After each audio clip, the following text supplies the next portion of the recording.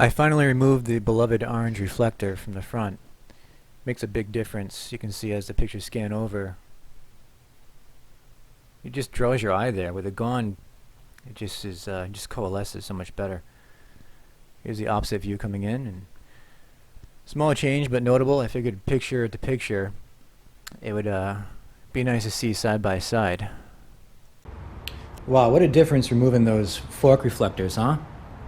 That orange just sticks right out at you. It's the only thing that you notice.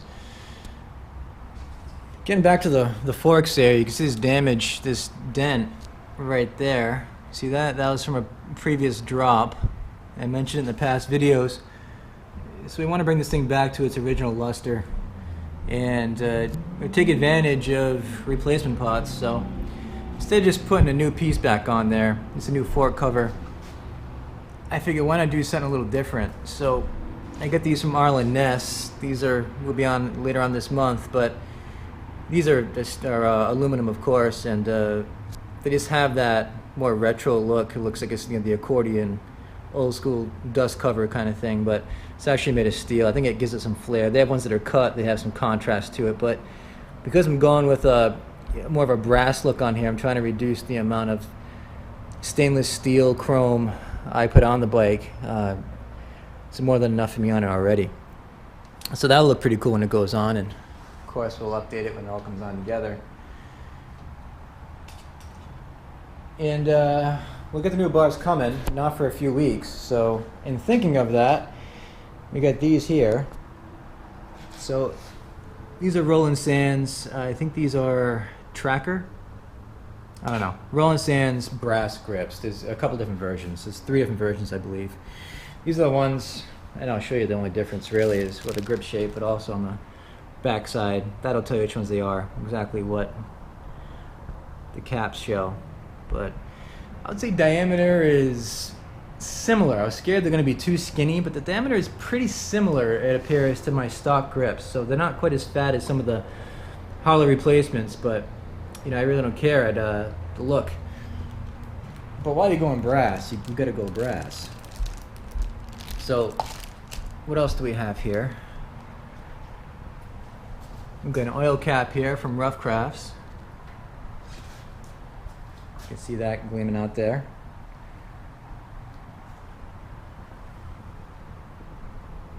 Very nice, but you can't just have one piece. So we get these here. Why are there 2? I really can't explain myself, even with an explanation, and you'll see why. I have some issues like the rest of you guys. We all have our own issues, and I don't like counterfeit stuff on my bike, but I made a bad decision, and I ordered something that appears to be counterfeit. As you can see, the back sides, these are both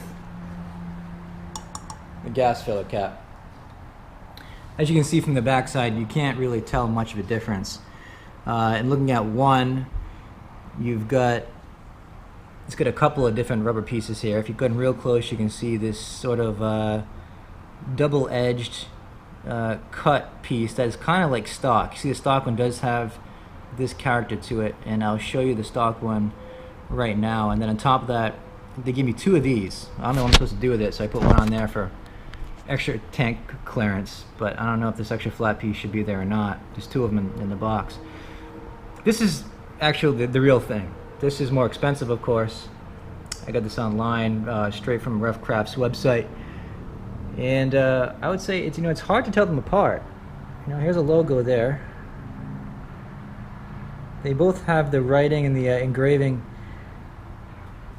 pretty much on target. I haven't really dissected the letters. What you can say is in the middle here, this is like a swirl pattern, the center. I don't know if the camera's picking it up, but the counterfeit is not a swirl pattern there. Otherwise, the feel of the brass, it feels very similar. The coloration of this is much more bright, and it matches this. You can tell. If you look at the counterfeit one here, you can see that, first of all, on the back side, there's just 2. Let me get some good light here. You have 2 skinny fittings. So there's 2 of these. That's all that came in the box. 2 of these. And so it's flatter, and when you screw it down, the edge comes really close to the tank. It almost hits it, and that disturbed me, and that's what got me thinking, this doesn't seem right, you know, for the amount this thing costs. I don't know. And look at the front side. See discoloration? This thing came wrapped in like a tape-like substance on the front, and its packaging was a little bit concerning. So I don't see someone putting some, you know, sticky substance directly on brass. At least anyone knows what they're doing. And if you look at the surface here, it's just dirtier. So I'm sure I could wash that off with a little bit of, I don't know, whether you use ketchup, salsa, something slightly acidic. But I can say these cuts are about the same, and the feel of the actual cuts here feel about the same, you know, in terms of quality and everything else. I don't know. I don't machine for a living, so I'm not the best to criticize that. But you can tell the difference in the brightness here. One's dark, one's bright. And you know, I just like the fact that it's counterfeit. It worked fine. It screwed in fine. I probably wouldn't have scratched my tank, but you know. And I also felt guilty for not buying from the person that's actually come up with the idea and came up with the design. So you know, I gave Rough Crafts the money, and this is just, you know, in case this thing blows up on me, which I doubt it will. And maybe it'll clean up. But in case you guys are wondering what it looks like, what the difference is, functionally I can't tell you there's much of a difference. That gasket they put in there, they definitely give you something much more robust here, kind of like the stock. And like I said, the stock one does have a similar type of gasket inside. If you look in there, it's going to be so hard to pick up the light on this because it's all black, but basically right where this finger's pointing, there's one fat gasket, and if you look to the right edge right there, you can see that it has like a cutout between two layers, almost like it's like built like a cake. And there's an intentional cutout there that's supposed to compress when you push it down. So Rough Crafts made a more robust attempt to get towards a stock seal there. So that's the brass parts, handlebars. The bars will be black, of course, and the rest is engine. I'm not going to touch. The engine and the oil lines are going to stay as they are, but we all know how easy it is to powder coat that. Almost too easy. You can actually get brass or powder coat this as well if I went that nuts, which I'm not going to. And the heel toe, they have black ones out there, but I might just powder coat it because I think it's Arlen Ness that has one, and man, they're charging a lot for that piece of steel. It's like $260 or something. I can't get in line with that. So that's that. And then the biggest glare is, well, you got brass on there. You got a brass look at that wheel, man. That's a lot of steel or aluminum, whatever it is. You know, it's gonna break it up. So I'm gonna have to go all black with the wheels, or put some sort of tone in there. I don't know, but it's just gonna clash pretty good. You're gonna have these bolts and stuff like that, little touches in the engine. I'm okay with that. I'm okay with that. But you know, the wheels I could do something about. You can't have brass here and this remain the same color. That chrome's just not gonna fly. So basically, we need to find something to replace that. I'm gonna go flat black and flush electronic, so you just don't notice it. That's one route. I can't find a brass gauge because I want a gauge on it. It's not acceptable to not have a gauge. I want a gauge. To me, there's a difference between 30 miles and full, and I want to know where I'm at, especially if work's involved. I got to get there, I have to stop for gas. You know, I want to know.